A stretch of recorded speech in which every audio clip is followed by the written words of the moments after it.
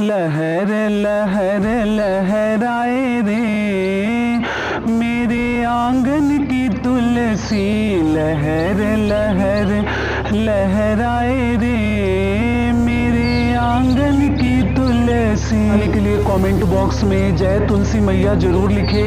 तो चलिए दोस्तों, आज हम इस वीडियो में जानेंगे देवउठनी एकादशी के बारे में सभी महत्वपूर्ण बातें। तुलसी जी का विवाह किस दिन करें, 4 को करें या 5 नवंबर को करें, कैसे करें, क्या नियम विधि है, आंचल में क्या क्या भरें माता को, और पूजा कैसे करते हैं, विवाह की जितने नियम रस्म है कैसे निभाया जाता है, क्या क्या कार्य किया जाता है, कितनी महिलाओं को बुलाया जाता है, इसी प्रकार के बहुत सारे महत्वपूर्ण नियम और बातें आज हम इस वीडियो में जानेंगे।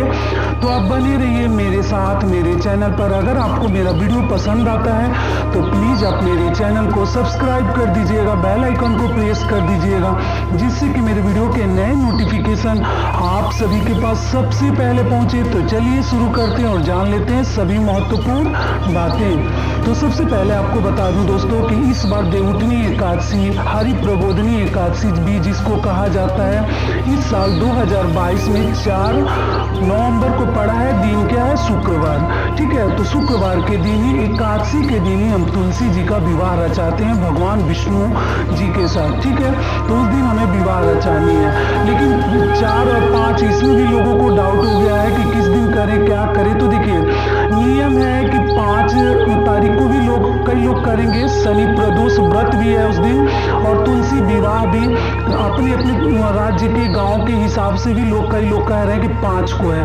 लेकिन देखिए, एकादशी जो है देवउठनी एकादशी 4 तारीख को पड़ा है, 4 नवंबर को। तो एकादशी के दिन ही हम तुलसी माता का विवाह करते हैं, पहले अच्छे से समझ लीजिए।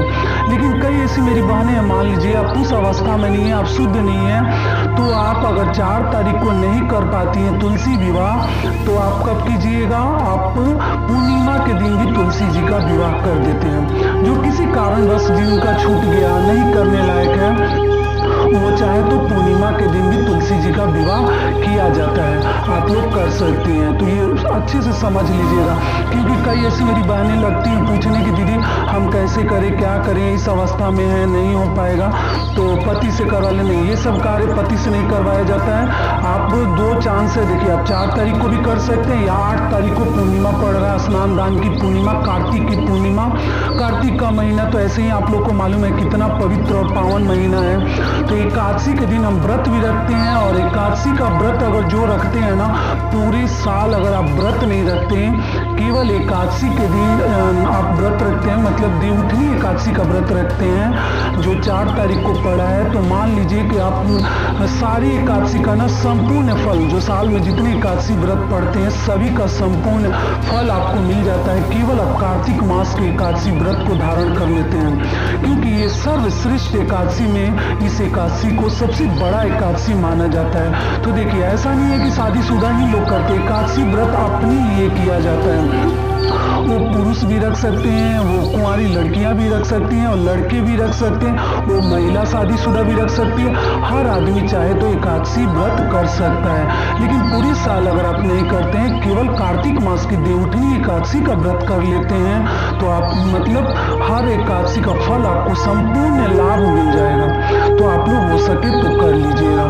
ठीक है, अगली चीज क्या है कि एकादशी के दिन ऐसा माना जाता है विष्णु भगवान जो है अपनी निद्रा से जगते हैं, वो इतने दिन सोए रहते हैं, इसलिए कोई भी मांगलिक कार्य हो, शुभ कार्य हो हमारे घर में नहीं होता है। जैसे ही वो निद्रा से जगते हैं उस दिन, तो हमारे घर में शुभ कार्य, लड़की देखने जाना, टिफन लाना, गुड़ मिलाना, गणना बनाना, मतलब शादी से लेके जनेऊ विवाह सारे कार्य हमारे शुरू हो जाते हैं अगर दिन पड़ता है तब। ठीक है, क्योंकि नारायण जो है सोए रहते हैं, तो कोई भी शुभ और मांगलिक कार्य नहीं होता है, सब बंद पड़े रहते हैं, और जैसे ही वो जगते हैं सारे शुभ कार्य और मांगलिक कार्य शुरू हो जाते हैं। समझ में आ गया?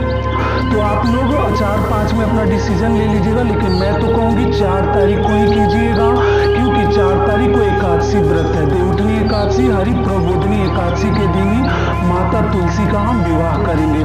विवाह की क्या नियम विधि है देखिए, मैं करके पिछले साल का आप लोग मेरा वीडियो चाहे तो चेकआउट कर सकते हैं। ममता वेज करके आप लोग चाहे तो चेकआउट कीजिएगा। मैं करके एक एक विधि बहुत आराम से बताई हूँ। जो मेरी बहनें जानती हैं वो तो बहुत अच्छी बात है, लेकिन जो नहीं जानती हैं, पहली बार करना चाहती हैं, वो आराम से वीडियो देखकर समझ सकती हैं कि कैसे किया जाता है। फिर भी मैं थोड़ा बहुत देखिए आपको बता दे रही हूँ। तो देखिए एकादशी के दिन क्या किया जाता है। तो सबसे पहले सुबह उठकर आप अच्छे से स्नान ध्यान करके आप जल दे दीजिए सूर्य देव को। जल देने के बाद मंदिर में पूजा पाठ कर लीजिए। अपने घर के मंदिर में, बाहर जाना चाहते हैं तो बाहर के भी मंदिर में करके आ जाइए। उस दिन विष्णु भगवान और माता लक्ष्मी की हम पूजा करते हैं, तुलसी माता की पूजा करते हैं और साथ में सभी देवी देवताओं की भी पूजा कर सकते हैं। उसके बाद उस दिन हम गन्ना जरूर आप लोग फलाहार में, फलाहार लिया जाता है, कुछ खाया नहीं जाता एकादशी के दिन और सोया भी नहीं जाता है। ऐसा माना जाता है ना, अगर आप एकादशी के दिन सोते हैं तो त्रिजटा नाम की जो राक्षसी है ना, वो सारे आपका फल लेकर चली जाती है। तो एकादशी के दिन भी नहीं सोते हैं और द्वादशी के दिन भी नहीं सोते हैं। इस बात का आप लोग ध्यान रखिएगा। दोपहर में कभी मत सोइएगा, नहीं तो आपके जितने व्रत के लाभ है ना वो लेकर त्रिजटा चली जाती है। तो ध्यान रखिएगा। और साथ में एक चीज और बता दूं कि देखिए जो लोग कार्तिक स्नान किए हैं उन्हें तो तुलसी विवाह करना ही करना है, एकदम महत्वपूर्ण है संपूर्ण फल की प्राप्ति के लिए। लेकिन जो लोग कार्तिक स्नान नहीं किए हैं वो भी तुलसी जी का विवाह जरूर करेंगे, क्योंकि सुहाग के लिए अच्छा होता है तुलसी विवाह घर में करना।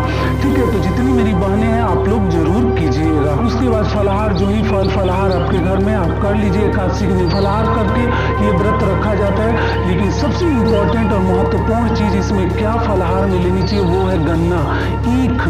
तो जिनके यहाँ छठ हुआ रहता है, छठ पूजा, उनके यहाँ तो गन्ना रहता ही है, कोसी भराया रहता है। तो वो अपना उस दिन 2 बार भी चूसिए, मतलब 2 टुकड़ा तोड़ के उसको चूसिए। बहुत लोगों को नहीं पसंद है, फिर भी ये बोलते हैं कि गाल छील जाता है, कट जाता है, नहीं चूसना चाहते, फिर भी आप लोग उस दिन कोशिश कीजिएगा। अगर एकादशी का व्रत आप लोग रखे हैं तो गन्ना जरूर चूस लीजिएगा, बहुत अच्छा होता है। अगली चीज क्या है कि आप लोगों को शाम जब होता है, हम शाम को ही तुलसी माता की पूजा करते हैं। देखिए शुभ मुहूर्त हर चीज का बना है। तो मान लीजिए कई लोग शुभ मुहूर्त के हिसाब से किसी कारणवश लेट हो जाता है, देरी हो जाता है, आप लोग घबराइएगा मत, कोई बात नहीं है। शाम को भी अगर आप चाहे तो स्नान भी कर सकते हैं, लेकिन अभी ठंडी का मौसम है तो आप चाहे तो हाथ पैर धोकर एक शुद्ध वस्त्र पहन लीजिएगा, साड़ी हो, सूट हो, सर पे रख लीजिएगा, जो ही मेरी बहनें हैं, और शाम को अच्छे से तैयार हो जाइएगा। अब पैरों में महावर पक्का लगा लिया जाता है तुलसी जी का विवाह करने से पहले, और लगाकर आप सिंदूरा से सिंदूर लगा लीजिए, या जो ही सिंदूर रखें अच्छे से तैयार हो जाइए। हाथ पैर कलर कर लीजिए, मतलब नेल पॉलिश वगैरह लगा लीजिए, और आप जाकर तो लाल पीला साड़ी पहनिएगा। थोड़ा सा ध्यान रखिएगा, मतलब चटकदार चाहिए, चमकीला थोड़ा सा साड़ी पहनिएगा, लाइट कलर ना पहने, क्योंकि जब हमारे घर भी शादी विवाह रहता है तो आपको मालूम ही है ना कि हम कितने भड़कदार कलर वगैरह पहनते हैं, एकदम चमकीले भड़कीले वैसा थोड़ा सा, क्योंकि तुलसी माता का उस दिन शादी है। तो अच्छे से चुनरी है तो चुनरी भी ओढ़ लीजिए, शादी का है तो, और अच्छे से एक आसन बिछा लीजिए, बैठ जाइए और उस पर बैठ के आपको तुलसी माता का विवाह रचाना। अगर मिट्टी का कहीं जगह स्थान है तो लीप लीजिएगा, या अगर घर में करती हैं तो वो तो मैं विधिवत करके बताई हूँ, आप लोग देख लीजिएगा। और उसके बाद आपको क्या ध्यान रखनी है, एक दिन पहले ही आप लोग बाल वगैरह धो लीजिएगा। ऐसे तो गुरुवार है, फिर भी आप देखिएगा शुक्रवार को एकादशी के दिन बाल नहीं धोते हैं, कई लोग नहीं धोते हैं, तो आप गुरुवार को फिर आप लोग पूछिएगा दीदी हम बाल कैसे धोएं। तो देखिए आप ना बुधवार को बाल धो लीजिएगा और गुरुवार को सिर के ऊपर से केवल स्नान कर लीजिएगा, फिर भी हो जाएगा। और उसके बाद शुक्रवार को लहसुन प्याज मत खाइएगा, गुरुवार को नहीं खाइएगा, तो केवल सिर के ऊपर से नहा लीजिएगा, स्नान कर लीजिएगा, तो आपका सारा नियम हो जाएगा। और उसके बाद हम विवाह रचाएंगे शुक्रवार के दिन 4 तारीख को, क्योंकि उसी दिन एकादशी व्रत है और हम व्रत भी रखेंगे। तो बैठकर और आपको आसन लगाकर बैठ जाइए अच्छे से। 5 सुहागिन को ऐसे आसपास आप जिनको बुलाना चाहती हैं बुला लीजिएगा, लेकिन 5 महिलाओं को पक्का इकट्ठा कर लीजिएगा। जब आपका विवाह संपन्न हो जाता है तो आप भी किसी के घर जा सकती हैं 5 की जो संख्या है उसको पूरा करने के लिए, क्योंकि 5 सुहागिनों का हम आंचल भरते हैं, खोइछा भरते हैं तुलसी माता के विवाह के दिन। तो उसमें क्या दिया जाता है, लड्डू, बतासा, साथ चिवड़ा। कई ऐसे लोग कहते हैं नहीं एकादशी के दिन चावल चिवड़ा। देखिए पूजा करने में ना कहीं कोई नियम नहीं, हम मुंह में नहीं डाल रहे हैं, हम उनको चढ़ा नहीं रहे हैं। कलश पे भी हम रख सकते हैं, कोई दिक्कत नहीं है, कलश के नीचे रख सकते हैं, हम उसमें भगवान को भोग कहाँ लगा रहे हैं। तो आप लोग देख लीजिएगा, अगर आपके यहाँ कुछ नियम विधि अलग है, कुछ अलग दिन पे हो रहा है, तो आप लोग उस प्रकार से कीजिएगा। लेकिन चिवड़ा ही माता को चढ़ाया जाता है, जो ही चिवड़ा आपको मिल जाए, शुद्ध होना चाहिए, जूठा नहीं। और चिवड़ा से हम तुलसी माता का खोइछा भी भरते हैं। चिवड़ा, बतासा, लड्डू, मुद्रा, हल्दी, दूर्वा, ये सब मिले तो डाल दीजिएगा, खोइछा भरा जाता है। तुलसी जी का बेटी बनाकर उनकी शादी की जाती है। हल्दी पहले लगाते हैं, फिर पीला वाला सिंदूर ही लगाकर विष्णु भगवान के साथ शादी करते हैं, जयमाल करते हैं। जो देखिएगा मैं करके सब कुछ दिखाई हूँ, आप लोगों को समझ में आएगा। और जो महिलाएं आती हैं शुभ मांगलिक विवाह के गीत गाती हैं तुलसी माता के, या शादी विवाह का भी अब गीत मांगलिक गा सकती हैं, तो उनको जाने के समय हम प्रसाद देते हैं, तो आंचल में ही दिया जाता है। थोड़ा सा ही दीजिए लेकिन जरूर दीजिएगा। 5 महिलाओं का मांग भर देते हैं सिंदूर से। 5 महिलाओं को आप लोग पक्का सिंदूर लगा दीजिएगा। नाक से भी लोग लगाते हैं, अपने अपने घर का मान्यता है, नाक से भी लगा सकते हैं और केवल मांग में भी लगा सकते हैं। और लगाकर हम जो है विवाह संपन्न कराते हैं। तो अगर आपके पास देखिए शालिग्राम जी के साथ ही नियम है, लेकिन हर घर में आपको ठाकुर जी शालिग्राम जी नहीं मिल पाते हैं, तो नहीं मिल पाते हैं तो सबसे सही रहेगा हर घर में विष्णु भगवान का फोटो जरूर रहता है और लड्डू गोपाल भी रहते हैं। तो अगर विष्णु भगवान का फोटो है, शालिग्राम जी हैं, लड्डू गोपाल जी हैं, तो आप उनके साथ विवाह रचा सकती हैं। और अगर नहीं रचा पाती है तो पूर्णिमा के दिन आप लोग विवाह रचा लीजिएगा। बिल्कुल मत चिंता कीजिएगा कैसे करें क्या करें। और एक चुनरी या लाल पीला कपड़ा रखिए, नया चाहिए। सिलाई हम करते हैं, बहुत सारे कपड़े हमारे घर में बचे रहते हैं, उसमें से देख लीजिए कलरफुल नया कपड़ा हम माता को उड़ा देते हैं और नए कपड़ा में ही खोइछा भर के उनके जो जड़ है, तना है, उसमें हम बांध देते हैं। ठीक है, सिंदूर तिलक पूरा, ऐपन भी लगाया जाता है, जितने पत्ते हैं उस पर ऐपन लगाते हैं, हल्दी लगाते हैं और सिंदूर लगाकर हम विवाह रचाते हैं। और आप चाहें तो 5 बार जैसे विष्णु भगवान और माता का गठबंधन भी कर सकते हैं रक्षा सूत्र के साथ। जो मैं शादी के लिए लड़कियों को बताई हूँ ना गठबंधन करना, तो आप ठीक रक्षा सूत्र जिसको कलावा बोलते हैं, आप गठबंधन भी करके उनका शादी रचा सकते हैं, विवाह रचा सकते हैं, हार पहना सकते हैं। तो इस प्रकार से आप लोग कर लीजिएगा। लड़कियां भी चाहे तो कर सकती हैं। आप लोग पूछते हैं दीदी मम्मी बीमार है तो हम लोग ये कार्य कर सकते हैं। लेकिन किसी भी भाभी है, मम्मी है या और भी आस पड़ोस की कोई सुहागिन महिला है, तो उनको बुलाकर ना सिंदूर तुलसी जी को लगवा दीजिएगा। आप लोग मत लगाइएगा, तो आप लोग रोली वगैरह लगा सकती हैं, लेकिन आप किसी महिला को बुलाकर सिंदूर लगवा दिया जाता है। तो यही सब नियम कार्य हम करते हैं और उसके बाद वहाँ पे आरती करते हैं, दीपक दिखाते हैं और हम पूजा संपन्न करते हैं। और उसके बाद से हम प्रसाद भी आप आसपास चाहें तो दे सकते हैं, अच्छे से विधि विधान से की है तो।